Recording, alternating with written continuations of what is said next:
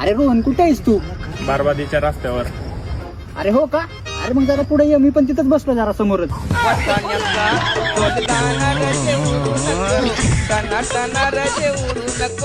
ते नेहमी म्हणायचे आपण पळून जाऊन लग्न करू. हा मग काय झालं रे?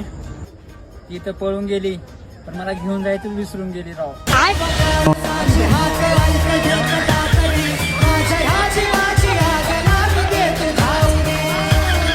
ऐक ना प्रसाद, अरे घरच्यांना मी काल विचारलं की तळमळ काय असते. हा मग?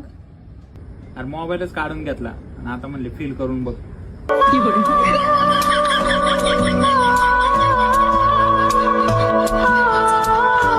प्रसाद, मग फिरायला जायचं कुठं प्लॅन वगैरे आहे का नाही? स्वप्न तर माझी पर्वतावर फिरायची रोहन, आणि माझी परिस्थिती पर्वतावर उडी मारायची.